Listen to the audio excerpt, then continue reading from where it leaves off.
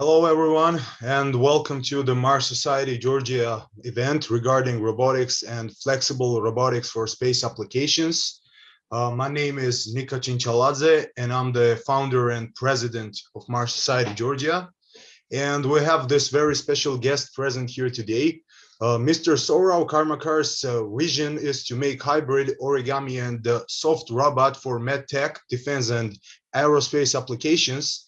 His startup is a renewable energy-based portable logistics device for the biotech applications.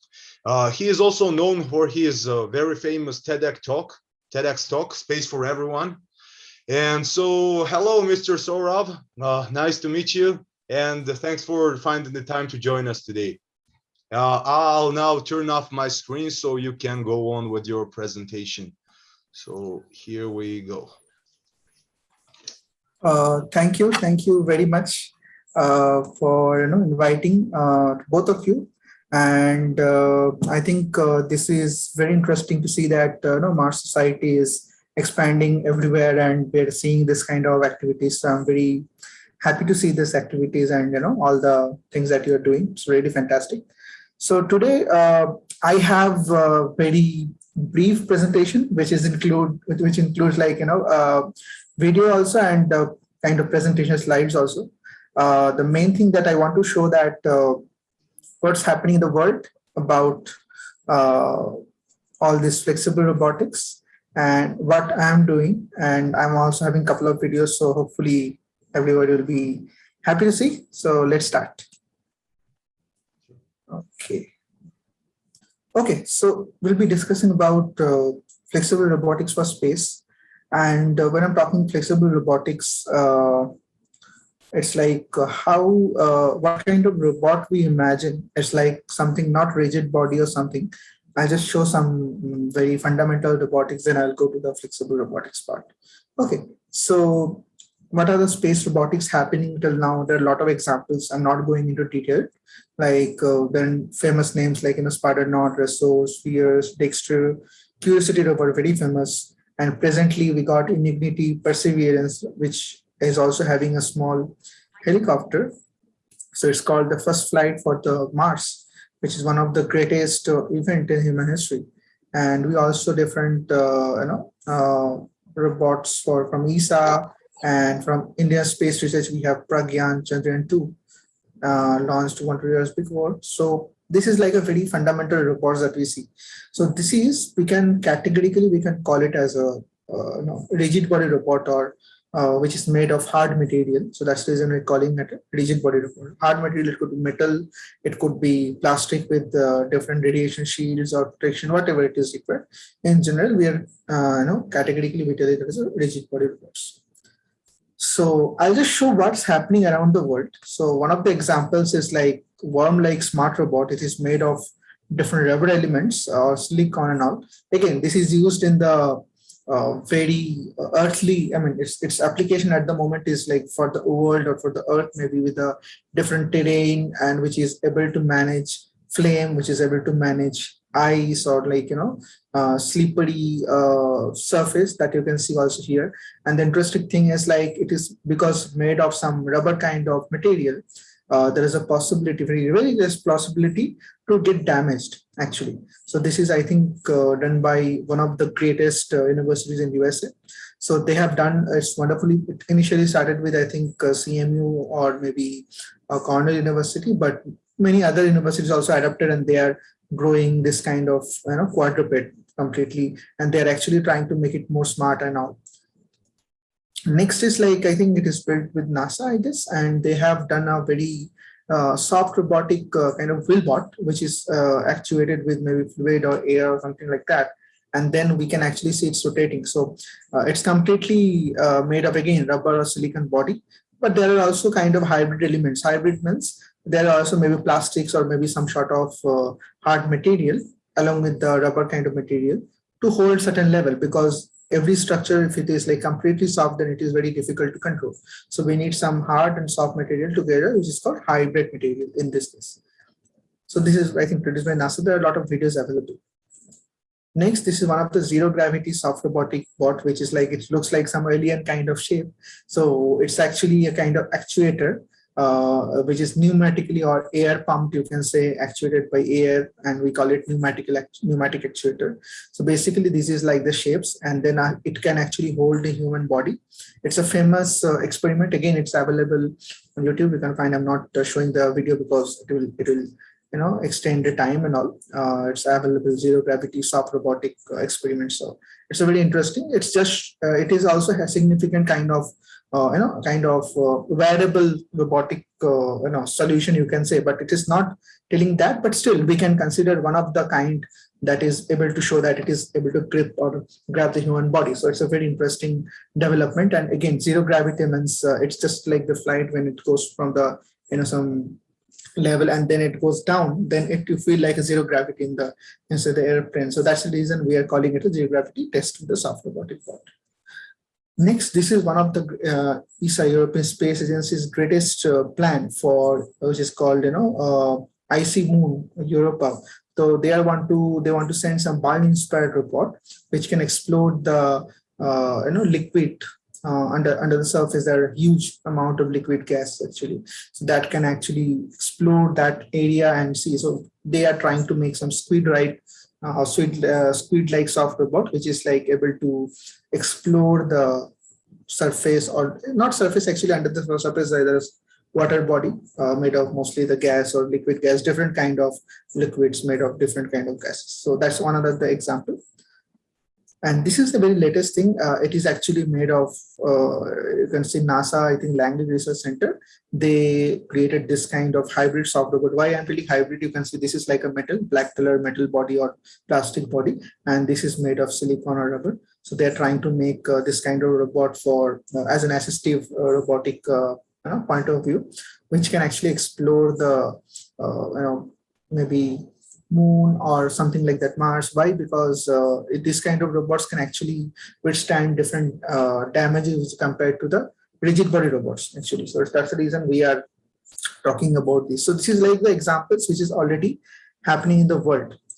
And one of the papers that I've got, it's a research paper, is showing that one kind of structure is good for the flexible or soft robotic segment.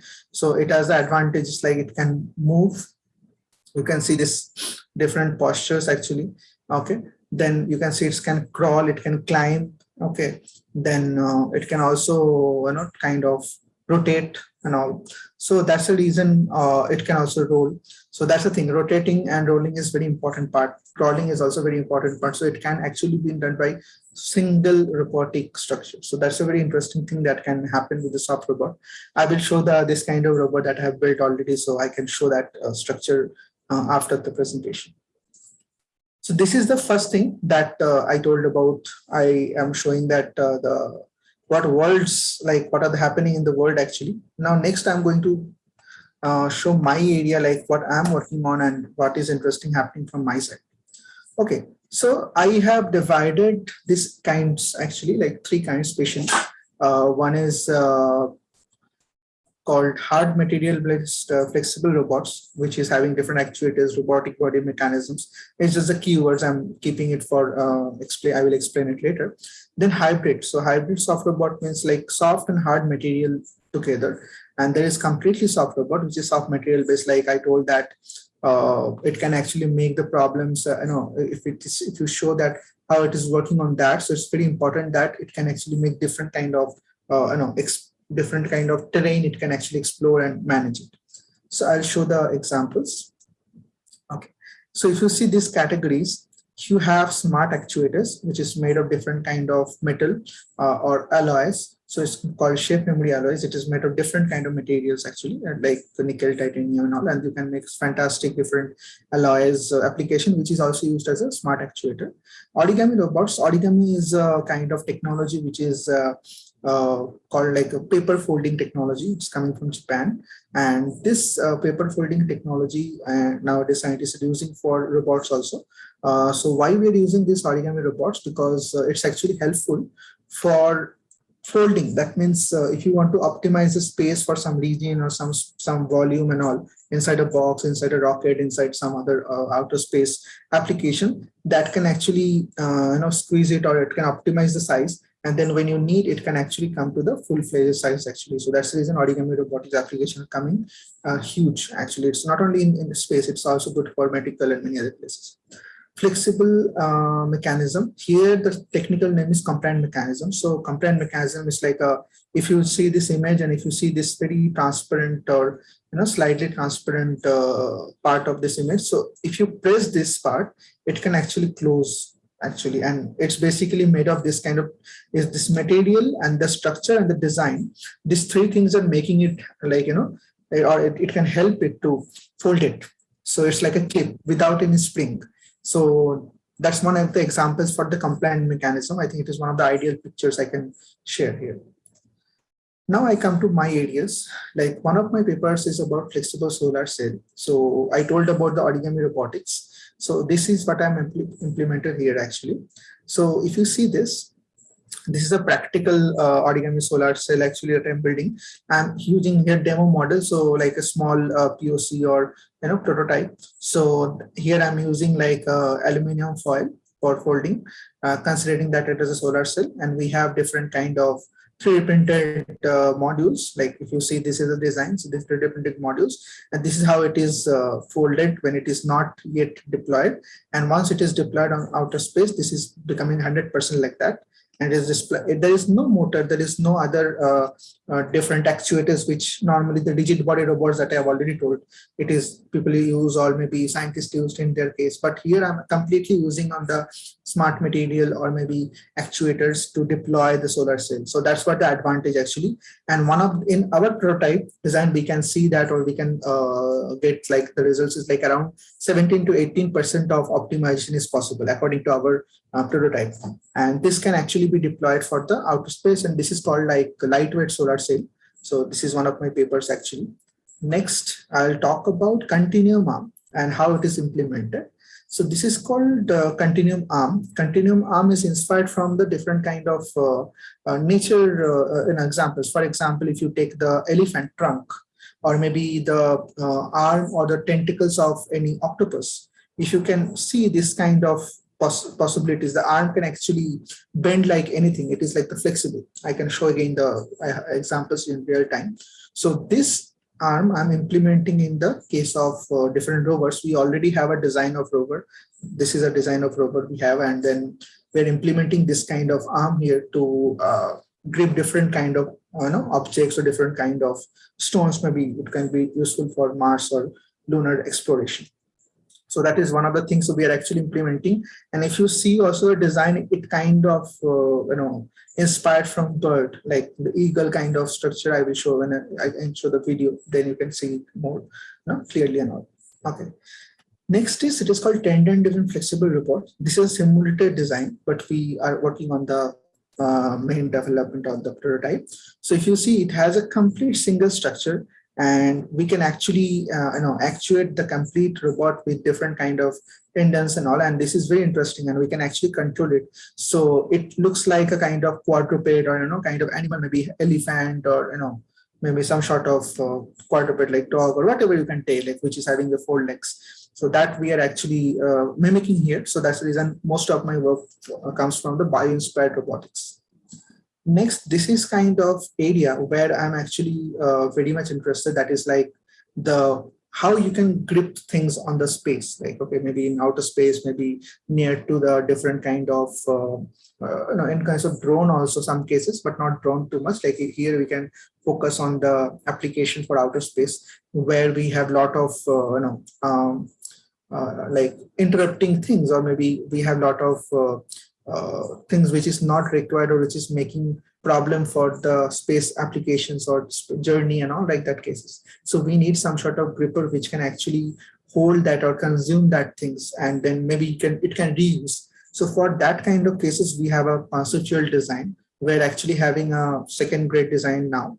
So this is a kind of the door or window, you can say, or gripper or gripping mechanism. This is solar cell. Because of the outer space, we're kind of designing that. It's a fundamental design. And then it can actually control. Again, this is available on Google. I'm not going into details at the moment. Obviously, we can discuss in the question answers. This is very interesting. So this is actually a very fundamental part of the silicon-based design where I'm actually working on the octapedal bot. Octapedal bot means eight pairs are there, or maybe 8 legs are there. So again, you can actually actuate, or you can actually deal, or maybe you can actually make it work actually in the surface, the rough surface, the plane surface. So, and here we have another worm-like movement, which is like maybe bipedal. That means 2 legs, okay, and there is no motor, there is nothing like that. So it is actually completely focusing on the actuator, and we can actually walk. Now I will show videos, and then again I will come back to the slides if required. So I will explain through the video also. That is very interesting. Okay, next I will show the video.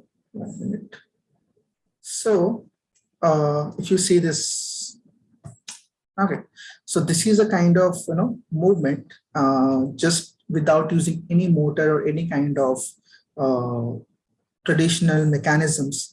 With the soft mechanisms, maybe soft robotic mechanisms, we can actually use this, and we can use the smart actuators, and we can run this kind of robot.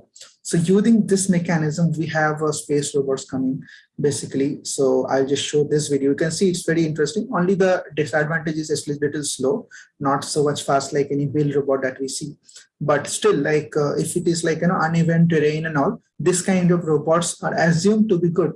We have to go for a lot of testing and all, but this is one of the key robotic segment that I'm really interested, because it is inspired from worm. I already showed you the one of the research papers. So basically it can actually move, or it can crawl basically. That's a fundamental advantage. So I'll just show one more video where I show that what exactly we are developing in this. Okay. So this is with that same example that I have shown already. With the same example, we can actually work on this kind of robots, which is trying to walk or move or crawl on the, it's a simulation, but we can actually work on that kind of model that can walk on the stone or maybe rough surface, right? All the this kind of things. We can see that actually doesn't make problem. But if you see the wheel in the same situation, wheel might block. So that's the reason a lot of people are thinking about this kind of robots, which is having quadruped robots and all. And that's a kind of new mechanism that can turn up in the near future. So we have that kind of segments. Next, I will show that it is just like a piece of plane. So this is bigger plane actually, where we're trying to show that what kind of flexible robot we can implement, whether it is Earth or maybe other planetary surface exploration. So this is one of the things that we can show. So we are already into the some fundamental level we already achieved, but we're trying to see that whether it is able to manage the different terrains. So that's one of the things that we're working on. Next, I will show another interesting part. So this is the one of the examples that I've discussed, that tendon-driven actuation. So this is again a simulation, but we are trying to execute that how any tendon-driven quadruped can be simulated. And this is completely made of maybe soft material or hybrid soft materials. So that is one of the segment that we're working on. So we have some practical models also. So that's one of the interesting thing gonna happen. Okay, next I'll show you about also so this is one of the mechanisms that I showed about, about the fan, like the solar sail basically. So what we're trying to do, we are using the fundamental origami robotics. It's basically inspired from the Japanese mechanism. So we can fold and unfold that when we need it with outer space. Again, this is completely based on the soft robotic mechanism with the smart actuation and all. We're not using any conventional methods to deal with it. So that is one of the advantage, and we can actually optimize this kind of robots very nicely. And we can, as I told, that we can get up to 18% kind of control, or 18% kind of optimization control. So that's one of the advantages. And another similar video I will show, I'll just share it again. So this is the same module which is focused on the origami robotics. So here I'm actually opening the complete setup. So this is the kind of opening, like it is the CAD design basically. So we are actually moving by the cursor, but in general, in the real time, basically it will open the module, like how the actuation moves and how actuation works. So basically it's opening the all the solar panels or solar sails as per the deployment procedure actually. Okay, so that's the videos. So I'll just quickly go back to the section like how outer and inner, all the kind of mechanism that can work basically. So this is the kind of deployment videos that we're trying to achieve. This is one of the paper that I have already done. So, okay. So this is like the first part is,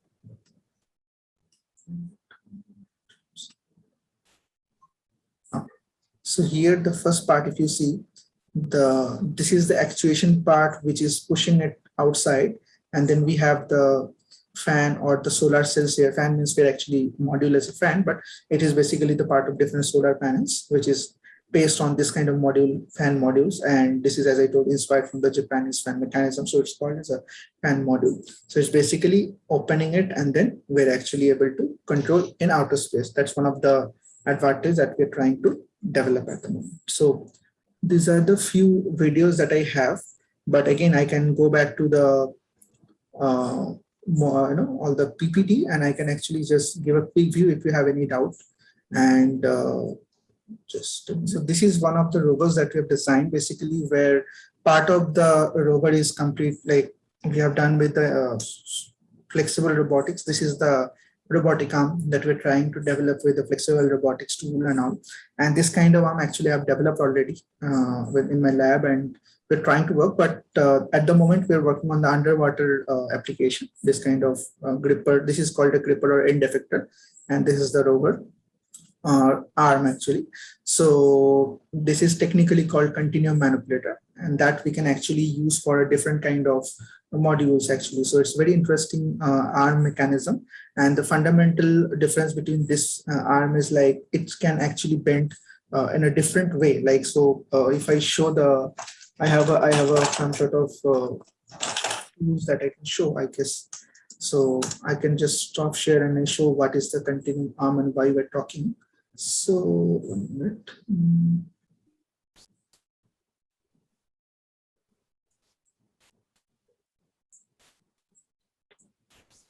Yes. So if you see this is a kind of flexible body, and where actually it can move anyway. So this kind of arm we are developing for the robot also, because it's helped us to explore things better. Like if it is a rigid body, two link body, then it can actually close and open. But when it is having this kind of flexibility, that can actually make more flexible, or it's basically technically called degree of freedom. So it is a more degree of freedom that can rotate in a different level and different angle actually. So that's the reason continuum arm, if you replace with a traditional arm or robotic arm actually, that will be giving you more advantage.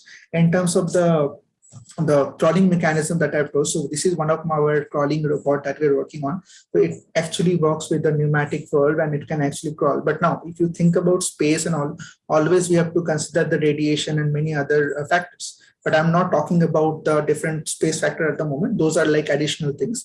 But we're actually focusing on the structured design. So this is one of the examples that I have shown about the crawling mechanisms. So this you can use with a pneumatic or maybe in kind of a smart actuator, and it can actually move basically. So we have already tested that. And apart from that, we also have a robot, which is I showed about the multiple designs with the crawling. So this is another robot we have. So it's basically made of again soft body, but advantage is it can move again like different kind of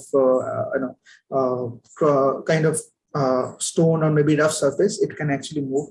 I mean, I don't have the video at the moment, but we can actually work on. This is a flexible robot, so it's basically expand and close, and this mechanism actually help to grow in a different surface. Even it can actually swim on the water, like we have already tested it.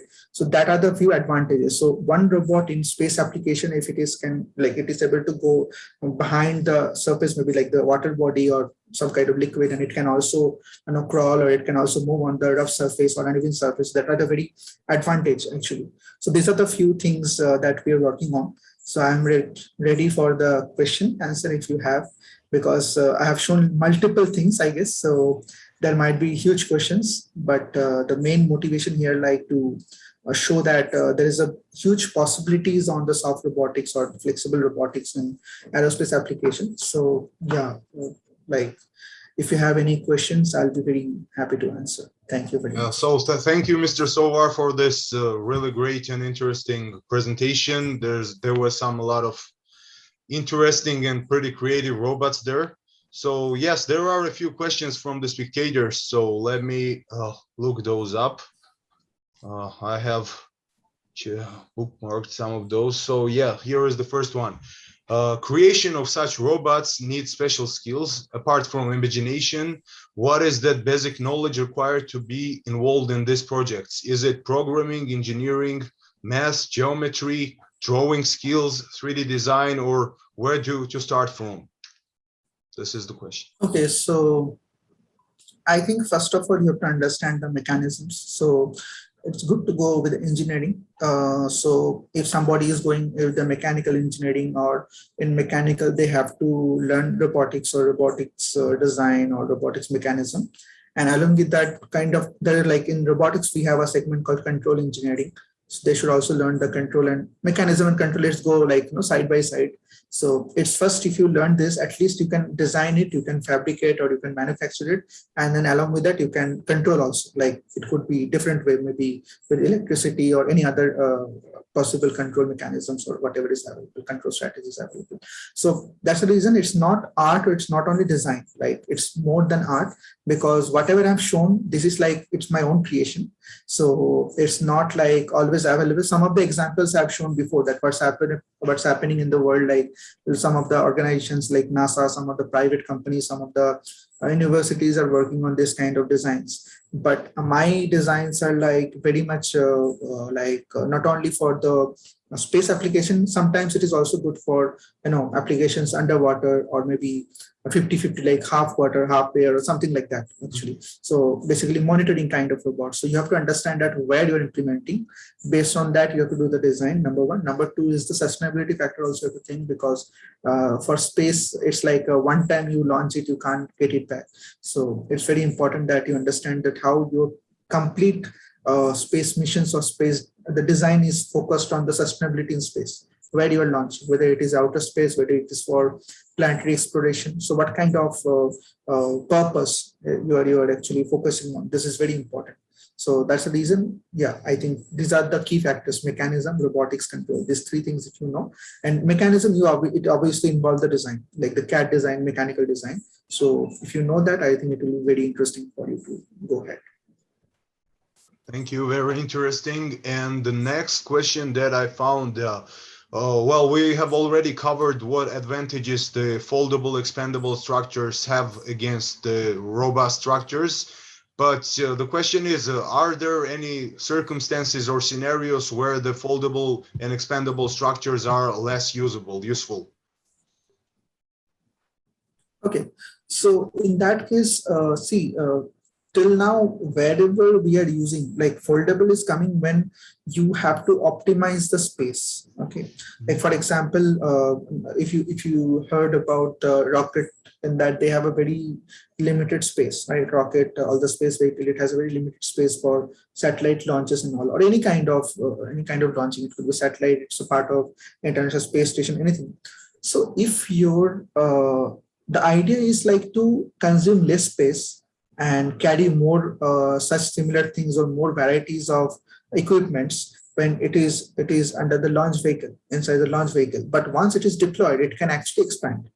In case you don't need that certain things, then you can obviously go for the rigid body or robust designs or robust mechanisms actually.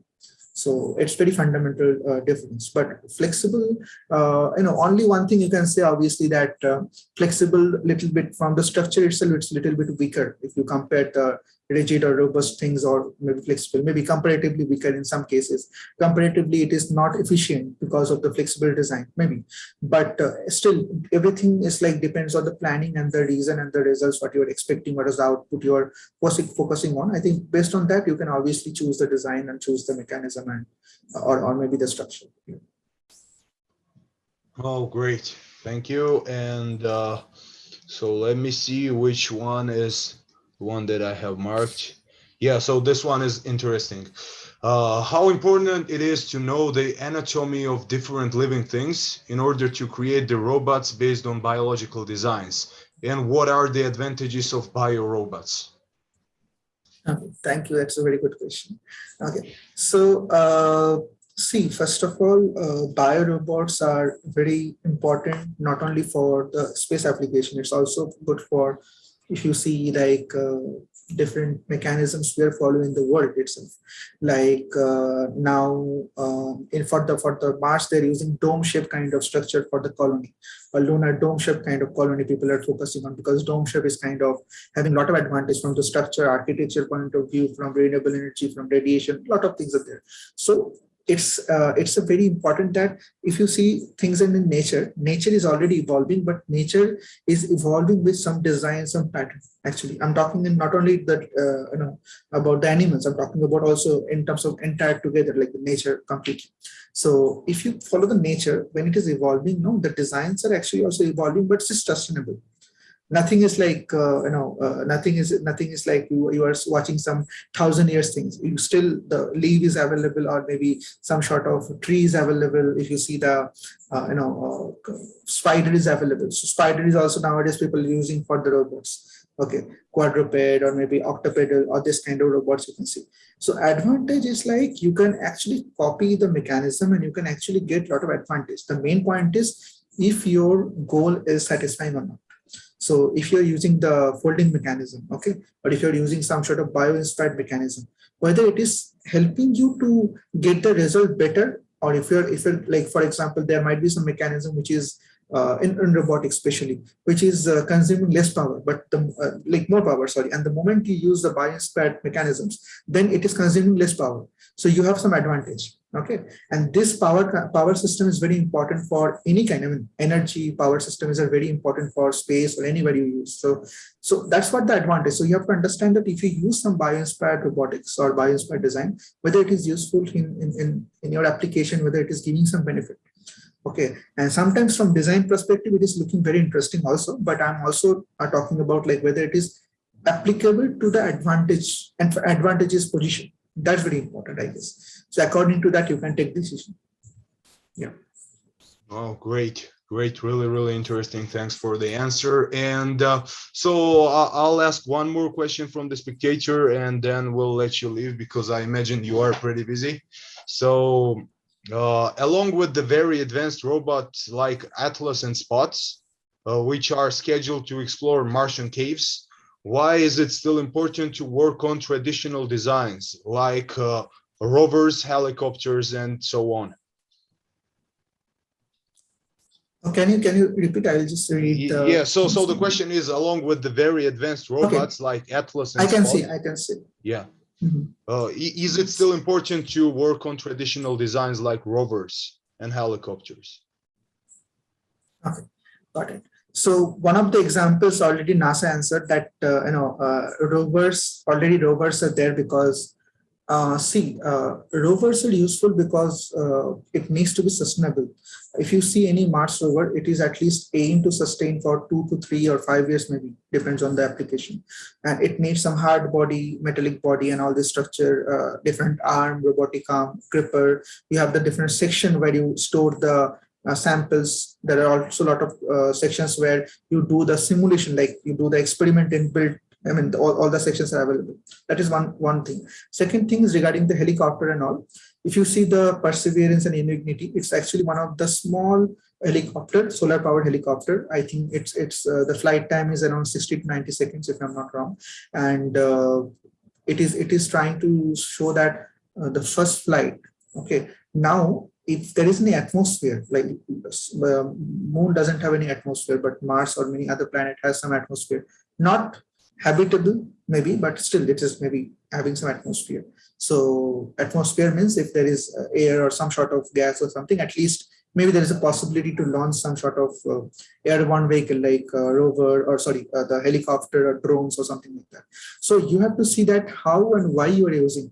Drone is very important, or helicopters are using for getting the aerial views close to the surface. Okay, when you use satellite, it's like you need huge camera lens and all the resolution, lot of things matters. But if you have a very drone which is very not very far from the surface and it is able to catch some things and it is reporting to the rover, That's very interesting combination, because now you are making robot communication in another planet, and that giving feedback to the earth actually. So it's a very interesting segment. Number one, part of the number one question. I think number two is, it nowadays people are talking about hybrid designs or hybrid robots, where you have soft body to save the damages and you have the hard body to sustain things. So you use it when it is required, or when you are focusing on some kind of challenges. Sorry. So for example, the Mars, certain parts are already explored, certain parts, I mean, I think more parts are not even explored actually. Okay, so you don't know what kind of problems are there. By mapping, by images, or by some sort of geological modules, you understand, okay, maybe this is this, but you don't know that what exactly can happen when the rover launch into, when rover dropped into the surface, or after that when it started operation. So you don't know that actually. There are some sort of uneven thing, or maybe some sort of challenges can happen actually. So that's the reason we should protect our robot, and also we should get the things done, because one space missions are missing or maybe gone, or it's in middle, if it is stopped, then it's lost for everyone actually. So it's about sustainability, it's about the output and productivity. So I think according to that, we have to take the decision whether it is useful, and wherever it will be useful, we can actually go for that design, whether it is soft, hybrid, or completely robust or hard material. Yeah.